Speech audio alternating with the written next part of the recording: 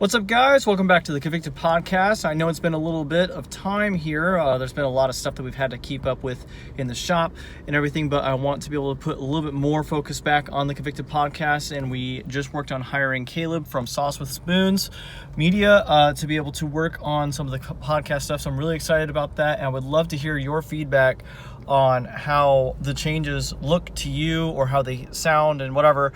But anyways, we've got a lot of cool interviews coming up, and I have some on the back burner that we didn't get to push through yet, so we've got a lot more content coming your way.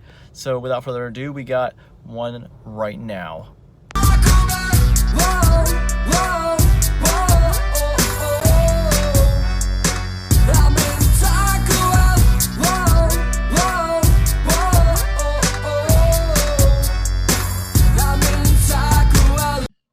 All right. Hey, Scott, what's up? What's up, man? How you doing? Oh, just keeping busy as usual.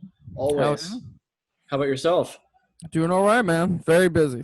Very Definitely. busy. Excellent. So I would love to go ahead and just quick dive in here with the Convicted Podcast and ask, can you share a little bit about yourself, kind of like a bio, so that everyone kind of knows what's going on with your world? Yeah, man. My name is Scott Hooker. I go by King Hooker. Hooker is my real last name. I think it's God's way of saying, suck a dick. But I'm a musical comedic musician. I got stuff on Spotify and everywhere, and I also do stand-up shows and have some fun, man. Yeah, I'm from Central Florida. What's good, Winter Haven, Lake Wales? Absolutely. So, when you started doing the comedic music, did you start with comedy? Did you start with music? Did it kind of happen together? What's the story behind that? Kind of together, not intentionally. You know what I mean? It's I remember thinking about comedy. It's I grew up loving specials and discovering comedians and just going to shows in general. But also with music definitely came first. I was in a band for 4 years on and off, a punk band, and Okay. I kind of wasn't going anywhere. And I'm like, well, people are clicking a lot more at the song called Toaster Dick than another, heartbroken song. So you said you were in a punk band? What did you play? Yeah, I was the lead vocalist. Okay. Yeah. I actually did not know that about you, so. Yeah, we actually, I don't know if I talked to you about this, but we played the Noise Box when they played in the big room. Really? What was the name of the band? Big stage, 21 Days Remain. Okay. I feel like the name sounds familiar. So. Yeah, we had played there a few times, and I was 16 at the time, 17, Oh, my gosh. Yeah. Crazy to think, wow. So did you switch genres because you didn't like it anymore, or did it kind of just fit better, or No, I still love the music, and I love making music, but it definitely fit better, and it had more of a light at the end of a tunnel. You know what I mean? It had a lot more potential than the band did. Unfortunately, I loved, performing alongside my brothers, and it was the best time. No regrets for sure. Awesome. But, yeah. So actually, let's stay on that for a moment, if you don't mind. If you were noticing a difference of, this one doesn't seem to necessarily be going anywhere. This seems like it could be. How did you determine that difference? How do you know if something's not going anywhere? And should you invest in it to make it go somewhere? Should you kind of pull out of it? How did you kind of make that decision? That's a great question. And Brandon Jenkins? Yeah. Yeah, he's been my homeboy forever. He was the drummer of that band. Really? The second go around we had with the lineup, and he was awesome. And we went back and forth. We were going back and forth one night, and I was saying, I'm I want to sound different. I love getting compared to Rise Against or Green Day or some shit, but it's I want to be different. I want to stand out. And he's like, look at everybody who's making it right now. Nobody sounds different. They all sound the same. And I'm like, well, I want to, I want to have my own thing, and I want to sound different. So it was kind of that's mentally kind of where I got off, and sort of when I started drifting away from that. But the music is still a huge part of me. Absolutely. Okay, so you saw that there was a difference there, and then you went for it. How did you have that conversation with everybody in the band? Well, we actually kind of naturally phased out, and then I had been in a project or two here and there. And then from there, I was like, okay, I really want to focus on this, Right. I'm pulling this little poster here. Nice little cinematic zoom in there for anyone watching. But yeah, I think that's like a really important conversation is like, are you happy in what you're in? Or are you not happy in Yeah. what you're in? And because and the reason why that's important is not from a selfish perspective, but like also consider the other people that you're with, Yeah. like because if you're in a band and you're really just like not digging it, you're just like It's not even it's that. not. I loved it, but it's like, okay, we've been doing these shows where 10 people are here for a few years now. Mhm. It's like, it's not going anywhere. There's a part of you that has to, have that realistic film and be like, okay, you cannot, keep running in the wrong direction. Gotcha. So you made the decision to switch over, and when was the first like music put out? Like how did that come about? Probably the first thing I ever did was a cover. Hey there, Delilah. It's called Hey There, Pizza Guy. I do it in every I set. remember that one. Classic, yeah. That was the first thing I ever put out, just on Bandcamp and stuff. Recorded it with John Gant from March on to April. Do you remember them? They were a I do punk band. not. I do not remember Well, that. anyway, but and then I did the EP about a year ago. May 3rd is when that came out. It was about 5 songs. And now you're famous. Yeah, well, no. No. But a lot closer for sure. Because I know that I've been looking on your Spotify and everything, and that you got your streams up. Like, how do you think that you were able to get such a high number of streams? Like, how did that? Like, how were you able to get there? I think it's a little bit of combination. I think you would agree too. It's a combination of a lot of things where it's like, okay, some people, promotion, marketing, definitely also the element of the shit I write is kind of strange and clickbaity anyway. Mhm. They see one of my song titles, it's like, what? Yeah, it's kind of strange if it pops up on your timeline. What is this about? So it's a little like who you know. Playlisting definitely helps with Spotify. Getting on the right ones and. Now, you've also done a lot of like YouTube skits and stuff, haven't you? Or Yeah. like as King Hooker. So is the music called like is your project called King Hooker then? Yeah. Or Just okay. everything. That's So just everything's underneath the same name then. I get introduced in stand-up comedy as that. The music's under that. Everything. Awesome. Yeah. Well, that makes it a little bit easier to find then. Yeah. Oh, for sure. I'm not. Yeah. Everybody's like, oh, you should put it under your. No. No. No. For sure. And I love that you're able to, when you do your stand-up comedy, you're able to do comedy and then you do music too. Right. It's not like one or the other. So you kind of have like two realms of audiences in a sense to be able to Absolutely. do that. Yeah. And recently, I would say the past almost a year now, I've been really diving into the stand-up scene and exploring that a lot more than the music scene, which has been awesome because I've been able to flex that muscle a lot more. Where I've been doing music for years and years and years, but this is my first real year as a stand-up. Gotcha. So when you're writing music, are you having a specific intention in mind or a specific goal, like or a specific, I guess you could say, mission when it comes to the brand of King Hooker? It's got to be funny and it's also got to be catchy. Everybody goes, "Oh, it's actually really good quality, production and shit." It's like, yeah, I really care about that aspect of it. It's not just the punchlines. Right. So that's the first two. No, that's really it. Catchy, funny, And it seems like you found a niche in that too. for sure. Because also like I saw that you chose a polar bear on the front of your EP. Is there a story behind that? I think I got that as my screensaver. Well, the EP was called Hibernation Life. Yeah, there it is. Oh, that's right. And so that was sort of I love the cold and I love sleeping, so I called it Hibernation Life. And I thought the perfect thing was to be a polar bear, the uke on the back. So All right. yeah, Yeah. So when any other bands or music projects are considering how to niche or brand, what would you encourage them to consider? Oh man, well, merch. Which one? Because those are two different things for sure. Merch and brand. Oh, I'm sorry. I said niche with the Oh, brand. niche and brand. Yeah. Oh, So I mean, merch is part of the brand, yeah. right? So I mean, you For could sure. definitely That's include that. definitely a little branch. Absolutely. Yeah. I would say very, very, very, very specific. Get really specific and then branch out. So think of your fans, think of who the people are, think what kind of people they are, think of what they like. I know this has been said before, of course, but really get down to like, is it, you know, is it SpongeBob fans? Okay. Is it SpongeBob fans who wear shorts who are also 30 in their 30s and they're female? You know what I mean? You got to get really specific. How specific can you get? That's Yes. exactly it. And then once you strike a nerve with that audience, find that very specific audience, then learn about them and branch out naturally, organically. Definitely. So the way you said it, have you ever made any like Facebook ads or anything for your Oh yeah. music and stuff? So why Yeah. don't we talk about that for a minute? Because I'm sure there's plenty of bands that have not really like investigated that. And like, can you explain like how you went about it and kind of like your experience from it? Yeah, and I'm still learning from it too every day.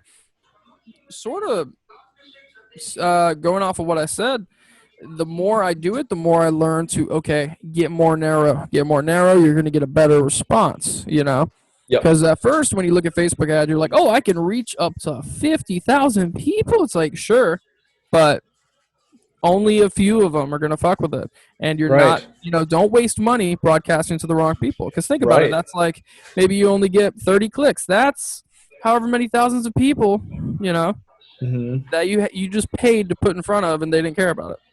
Right. Yes, I think that's so important. And like when it comes to Facebook and Instagram, the ability to get super niche in your marketing Yes. is outrageous. Like there's no reason. Like it's not like you're putting a commercial on TV to everybody and hope that somebody clicks to your page by after watching it, or quick snapshot the QR code. No. Yeah. Or whatever, but like it's directly in the news feed of people that you want to see it. You Yeah. know? So yeah, I Absolutely. definitely agree. Like get as niche as possible. And I'm guessing you've probably done several different types. Yeah, I mean, I've done the Instagram. The Google ads are really cool because you can use those for the YouTube videos. You can be Like one of those. pre-roll? Yeah, well, you can be one of the ads either as the video or before the video plays, or you could be on the side like what is it, upcoming or watch Yeah, next or suggested, and those are really effective if you got the really. money. Yeah. Definitely.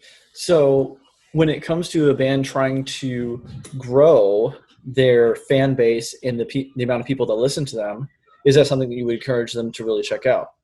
For sure. I mean, definitely diversify. It's all about not putting your eggs in one basket. Definitely Instagram, Facebook ads, YouTube ads, Spotify, definitely. I think there's some programs now that Spotify's starting to do with artists. Mm-hmm.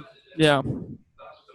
Absolutely. So when it comes to doing the ads, I feel like there might be a mindset among musicians. It's like, oh, so I have to pay out more. Aren't I supposed to be getting paid to do my music or Right. whatever? Like, is that a thought that you've kind of come across or discussed before?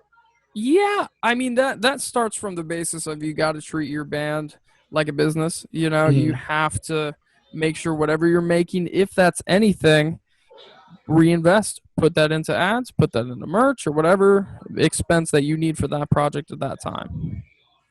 I would definitely agree. And I would also argue that no one really owes you attention. No, you're right. Some people And might think that, like, oh, I have the stage right hit the now, so you nail should on pay the head. attention to me. Like, no, Yeah. they don't owe you that. Nope. People's attention is the most valuable thing in 2020, and it's very hard to get. It's harder to get than money.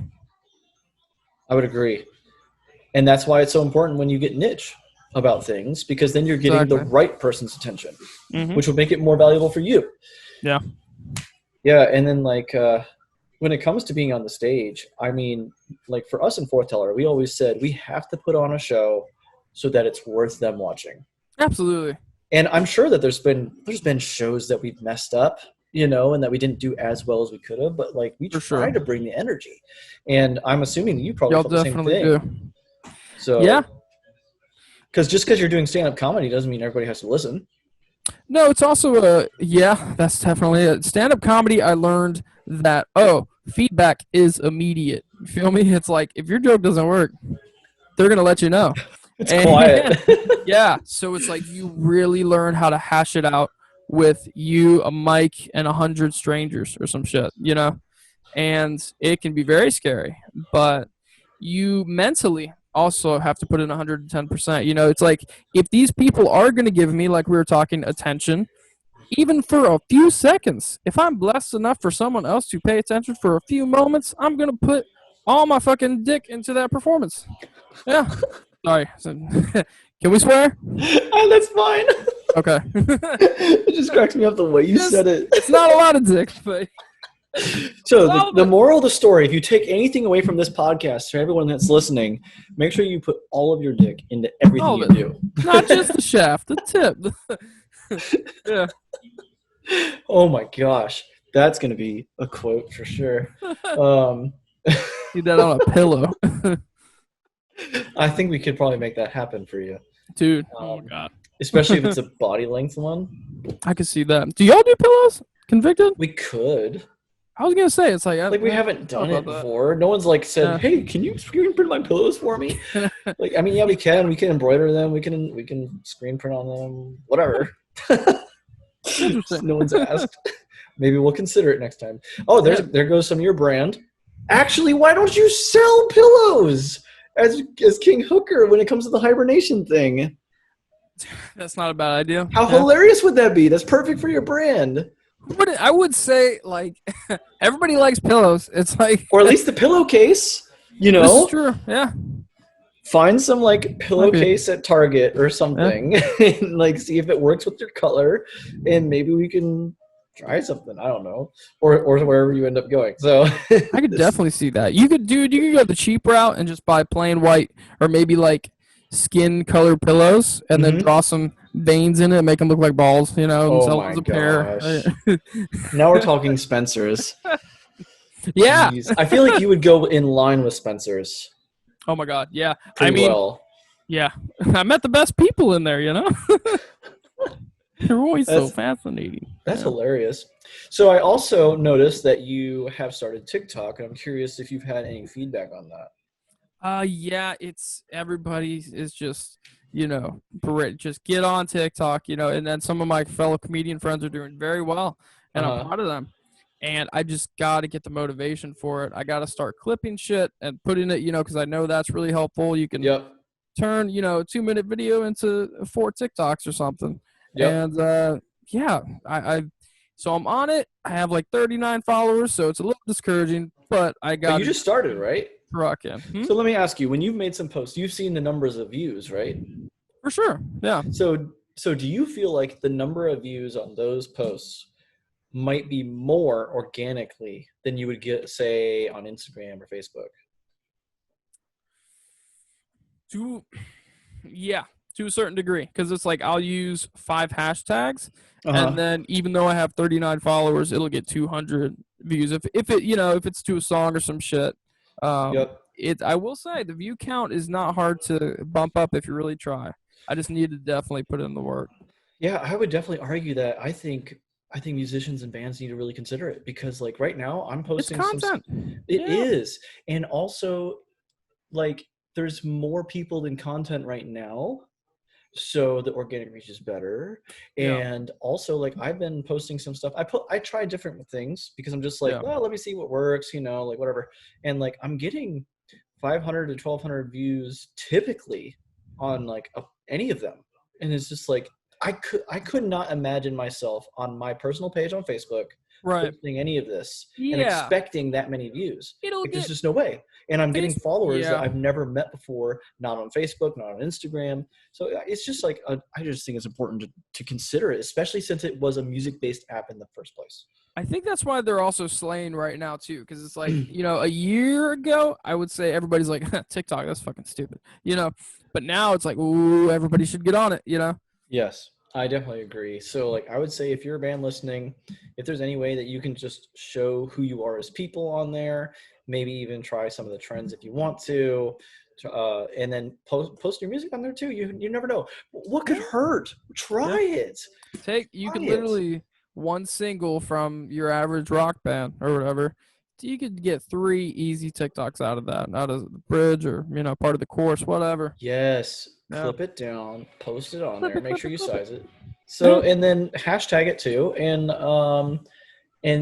see if you get more followers from that. Because if you are able to somehow get them to connect to your Spotify or something, maybe in your bio or whatever, like just try it. Ooh, Try it. I want to bring up with you. I said this on a podcast the other day, but I don't care.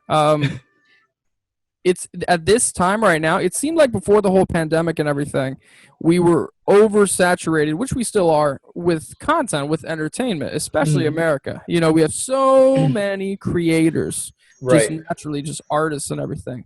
But now, like currently, I feel like everybody's like, I need more of everything. You know? Yeah. Well, they're It's home. supply and demand right now. Yeah, exactly. So that's what I'm saying. It's like now is really the time to seize the moment. Seriously. And For sure. even whenever quarantine fully ends or whatever, like keep doing it, because like, man, like the people you can reach if you keep doing it, like you don't know what kind of amount of fans that you could possibly get. Yeah. It's like some people are like, well, I don't want to post out too much. I don't want to overload. You can't overload. The Right. algorithm works with that. Yeah. Like you can't overload. It's not like people are gonna go, they post too much. Bye. No, Like that's not how it works. They're gonna, if people are ignoring your posts, it's gonna catch that in the algorithm and they're gonna post it somewhere else. Exactly. So like, just do it. I mean, like we have to do more too, and like we're trying to get ready for that with the new album whenever that gets released. So yeah, I would definitely encourage anybody. Just when is that? Is there a potential release TBD. TBD. Okay. We've got almost every single piece back.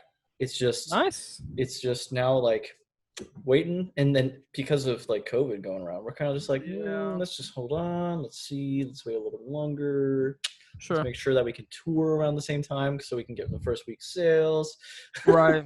Exactly. Definitely. So also, I think an important piece of conversation that we can have is you are now a solo project. Is that correct? Yes, sir. So now all the responsibility is on you. Yes, but there's definitely pros and cons to that. That's definitely transitioning from a band to being alone. It rocks and it sucks because it's like, you know, there's, you know, with the band, you got 3 or 4 or 5 more personalities to schedule shit with, to finance with, to do all this shit and all this work. You make all the money, you make all the calls. If there's something that comes about, you don't have to consult anybody. At the same time, whenever I walk into a cool venue, I miss being with my friends and, you know, just, oh shit, as a group, you know, it's a really cool feeling. It's true. You could just have like a group of roadies with you. Yeah. I mean, that's, I kind of, the comedians, I got my own little pack as well. We all just, it's very similar. Yeah, all the solo performances should just get in one van. and just go on tour. There you go. You don't have to get like so much equipment and all this stuff. That's what comedy is, dude. Yeah. Less equipment, the better. Seriously. Just get a few props. Oh, wait, that's a magician. Oh, my goodness. So, like, how did you know that you wanted to go into that field, like with comedy and everything? Like, when did that start? Comedy, well, that kind of started via YouTube. We were talking about the YouTube videos. I was always a huge fan of the YouTube scene as well. And, you know, name a YouTuber, I probably know him or watched him at some point growing up. And so I was like, oh shit, I can do that. I could do, you know, some funnier shit. And I think the first thing I ever did was wrote a funny song about Pokemon Go. And I don't think I even called it like King Hooker, but that's what I uploaded, and that did really well. Then I wrote a song about don't vote, and it was like 2016. And it was like a week before the election, and that did really well. So I'm like, okay, this musical comedy thing I need to look into a little more. And then, like, were you encouraged by others to continue? Did you kind of just decide to do it yourself, or? Yeah, because I mean, like, when you have, like, you know, I try to keep my circle relatively small as far as who I really care about.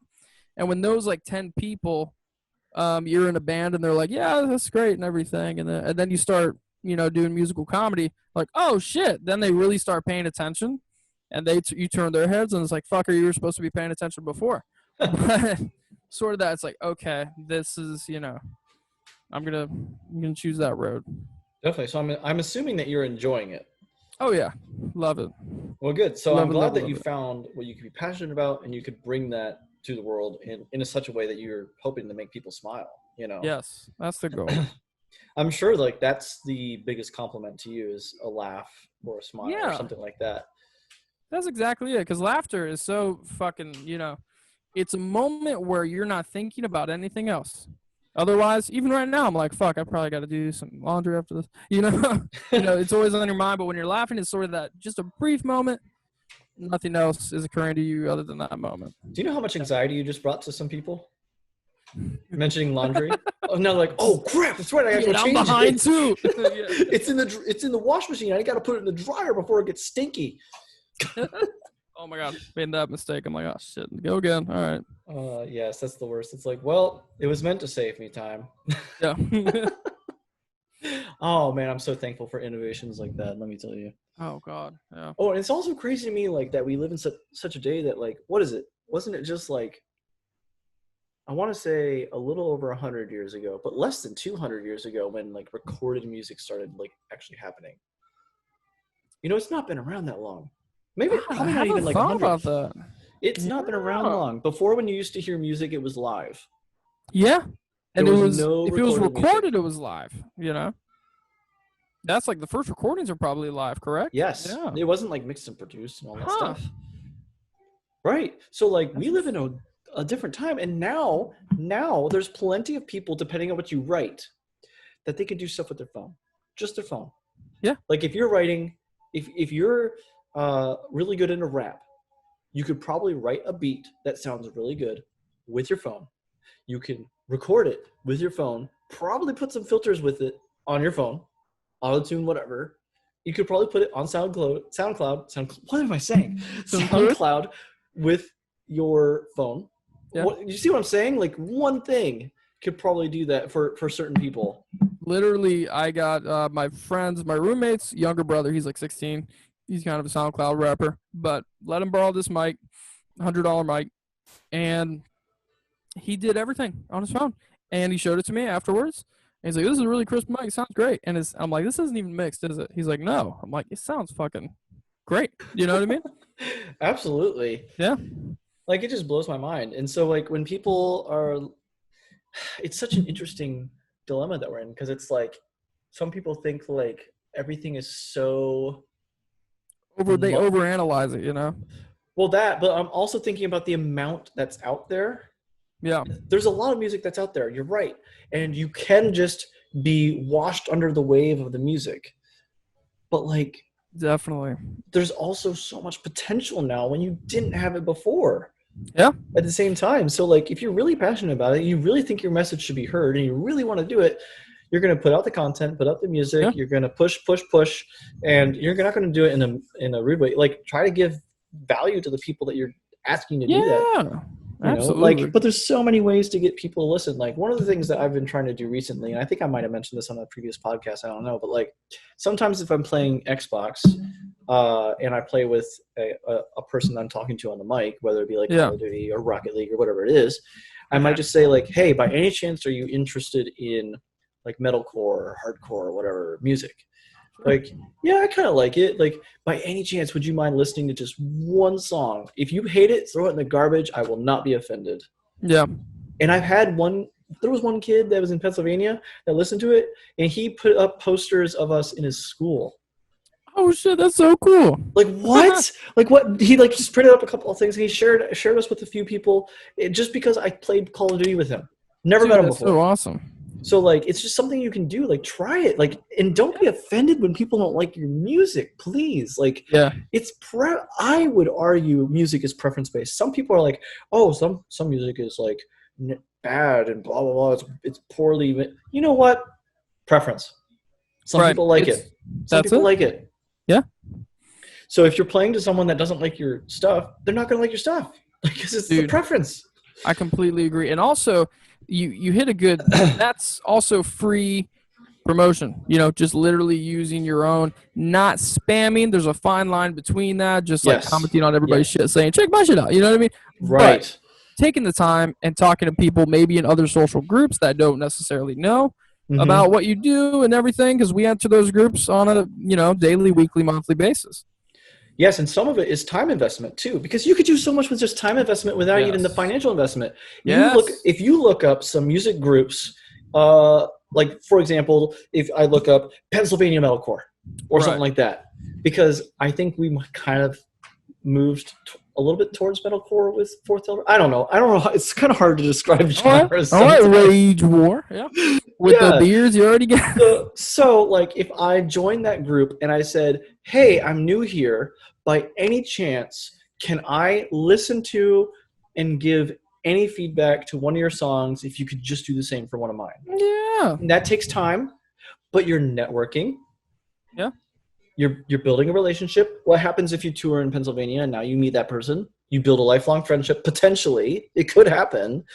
And then that's a great fucking point. The worst thing that could happen is you really don't like the music, and you could be honest with them and just say, you know what? Honestly, this isn't really my preference. Right. But you can still respect certain things. Like, hey, this part was really good. I like this a lot. But honestly, it's just not my preference. I'm probably not going to listen to the rest. Even if it was trash, if it was a new person like that, I would try to point out some strong points just to be able to move towards this. Yeah. This sounded the best. Yeah, that's a good phrase, actually. Move towards instead of you suck at. You know? Yes. Good. Oh, it's so important to be able to empower into what people are good at instead of attacking what they're bad at. Absolutely. Like, it's good to be self-aware and to acknowledge, you know what, I do suck at that. Maybe I shouldn't do that anymore. And that's okay. Right. It's okay to acknowledge that. And it's also okay to enjoy something that you suck at. I'm not the best at playing Call of Duty. I still enjoy it. Dude, same. I was never... And it's so funny. I was just playing with Brandon Jenkins last night and Josh Gotti, and I got downed. And so did Josh, and we both had to go to the gulag or whatever, and we both lost. And I was like, Brandon, buy Josh. Don't buy me. Get him back, not me. And then I'll come back, like whatever. Yeah. But so I don't know. I hope that gave somebody an idea that if you're passionate about it, you can get connections. Like, you have no excuse anymore. You just don't. And if you're quarantined and if you're not essential and all that stuff, you have time. Yeah. You know, don't beat yourself up if you are only able to handle a certain amount, because you can only message so many people the same thing before you get blocked, and you gotta be tactical about it. But then if you get blocked on Facebook, go to Instagram. Yeah. Oh, definitely go to Instagram. Go to Twitter. Go to TikTok. Oh my gosh, you can look at all the hashtags everywhere. What do you know? You could definitely put the time in and build those relationships easy. No. So, I don't know. And there's no gatekeepers anymore. Not really. Not really. I know some people that still have that mindset, local bands that are still like, oh, we need to get with this show, with this promoter. I'm like, no, the fuck you don't. We have the internet. Seriously. People don't realize how much the internet will determine what your future. Now, I don't even know if it was fully that way, like when we were starting up. Back with, like, I Shot the Albatross. Okay. Like, man, it for sure is now. Because if you can just push yourself hard on the internet and get the connections and build network, and I'm not saying just be an internet band. You could obviously still go play shows, because you need to be able to do that, because what happens if you do blow up? What happens if you do a cover of something and you do blow up? The cover, I see a lot of bands do that, and I'm like, well, I think I Prevail's like one of the last bands within the genre to blow up off a cover. Right. It's kind of hard to determine whether you, like, it's one of those things where it's like, oh, do I sell out, quote unquote, or not? And it's just like, I don't know. It's kind of hard to argue, because, like, there were so many Billie Eilish covers. Well, what I would argue is if the cover is within your brand. Yes. You know, if it works for what your message usually is. Yeah. Like, if you are a Rage Against the Machine style, like, message, maybe a Rage Against the Machine cover would work for you, because the rest of your music would align with, by message, that music. And maybe then, like, other people would want to follow you and check out your other music. Hey, this song's really good. Let me see what else they did. Oh, I like that message too, you know. That's more helpful when you want to get direct fans of, be like, you know, FFO for fans of, basically. That's exactly what that's doing. I do respect the fact of taking another song that isn't the genre and certainly putting a twist on it. That's a lot of fun, and that can be.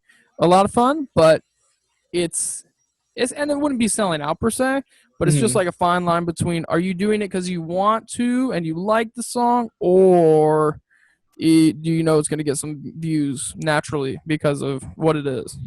Right. You gotta be focused on bringing value to others with what you're doing, you know. Because if you're just doing Absolutely. it just to get it for yourself, like it's not gonna last. Absolutely. So that's 100%. why I'm glad that you're doing what you like, you know. You Because too, man. if you do I what you see you out like, there. if you do what you like, it's going to be a lot more powerful than if you're doing what's successful, quote unquote. You know what's funny? So, That sort of transfers over into the YouTube world as well because I've met like famous people that have blown up off of YouTube, but maybe it was a video that they tried doing or something now that they have to keep repeating, you yeah. know?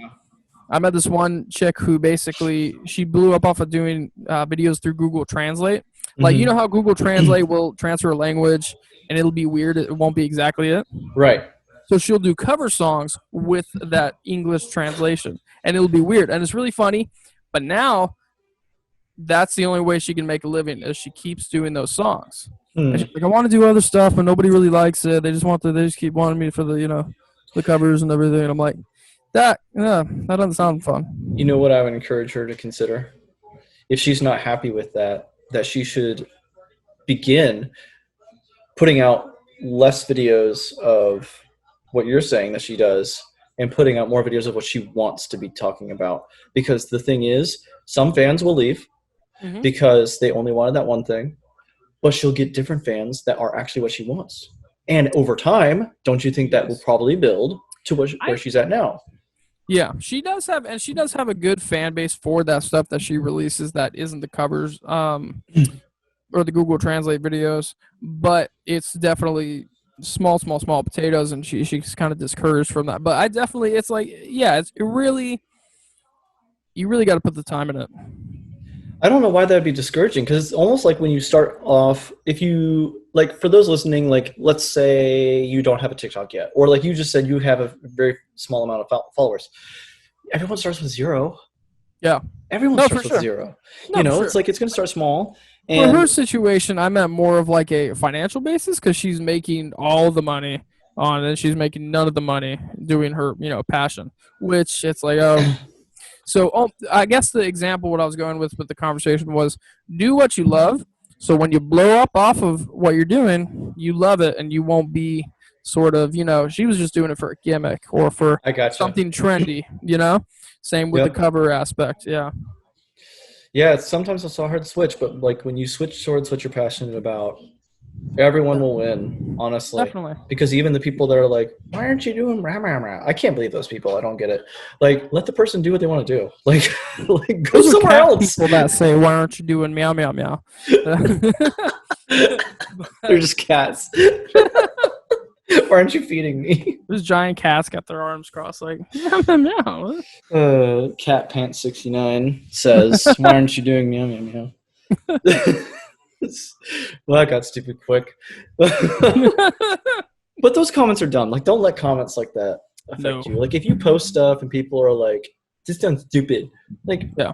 how miserable do you think they have to be to like literally consume your content and take Yeah. the time to say something negative?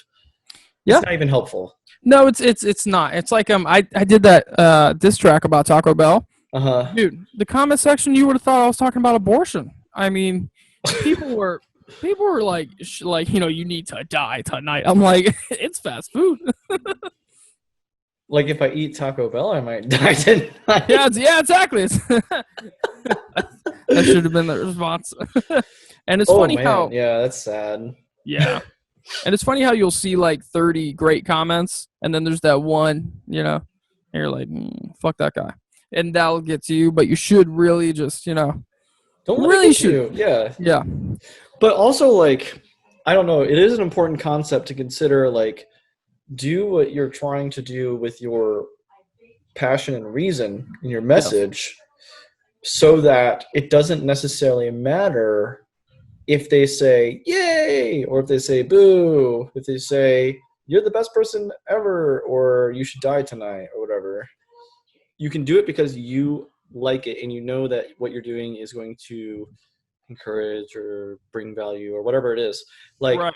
it doesn't necessarily matter if you have comments that say yay, comments that say boo, comments that Yeah. say you're awesome, comments that say go die, Right. because then it's like the comments don't make what you're putting out a difference then, because otherwise it might become problematic, similar to what you were saying about that other lady that Right. like she's listening to like all the yays in a sense and putting out those because it's bringing the attention and it's not necessarily what she's happy with, type Yeah. of thing. So I would definitely hope that she puts out more stuff that she wants to put out And, and and just I see think what she happens. will just naturally. You know what I mean? And that's the thing. It's like, how do you not when you love doing something? And the best part about it is, I always look at every situation, every show, every comedy show or whatever, as or anything really, any video. It's like, well, I enjoyed doing it. You know, Yep. it's like still, if anything, if somebody comes up and says you suck, you need to get cancer in the lungs and die. So I'd be like, sad. I had a good time. That's what matters. First and foremost, if other people had a good time, that's great. But And I'm here honestly, to, it's an interesting perspective, but like when people have those comments, Mhm. really, like some people get upset or hurt by that. It's like, Yeah, yo, like you really, can't let I it. I would argue the only real emotion that makes sense to have with those negative comments, like the go get cancer and stuff like that, would Hmm. be I get those too. I'm It'll just say cancer. I'm oh like, my gosh, like if they have that comment, I can only justify pity. Because what would bring a person to the point yeah, that they would consume content and then play something negative like yeah. that? It's just like, yo, what's I going on? don't It's almost see. like, yo, what's going on? Like, you okay? Like, I see I've that you. maybe, dude. I don't see the mental drive in some people with. I mean, the Facebook posting, but as well as the commenting, just the energy you're putting in sometimes. And it's like I've maybe commented on 10 videos in my entire life. You know what I mean? I mean, otherwise, why do I need to go? I like this. You know what I mean? There wasn't. I don't care about other people's opinions below the thing I'm watching. You know? Yep. I mean, sometimes the author might, but like usually because like even with the podcast, I'm asking like legit feedback. Like if you guys Sure. have comments, I'm asking for feedback because I might be missing something and I'm still waiting to hear more, because if you want something added, I want to include that because I want to bring the most value to you, type of thing. So This that's is the reason why true. I look at comments is I'm looking at, okay, is there something I'm missing? Not in the sense of like I'm going to change it because I don't like it or because I'm trying to obey what they say, type of thing. It's more like, Right. Right. am I achieving the mission of what I'm trying to do? And if I'm seeing a consistent pattern, it's like, Yeah. okay, I know I need to shift a little bit, but it's not shifting because I'm like, I think you get what I'm Yeah. saying, Yeah. but Yeah. like I I'm not completely get what you're shifting for saying. them, I'm shifting for the For you. mission. Yeah. So Yeah. For you and to shape yourself. I mean, to improve. There's ignoring comments and there's calling everybody haters. And then there's, oh, if something is consistent throughout the comments, and then maybe your, videos or songs or whatever you're putting out, art, maybe make a change, yep. If 40 people say, hey, the audio is really bad or something, it's like, oh, I probably should upgrade my shit.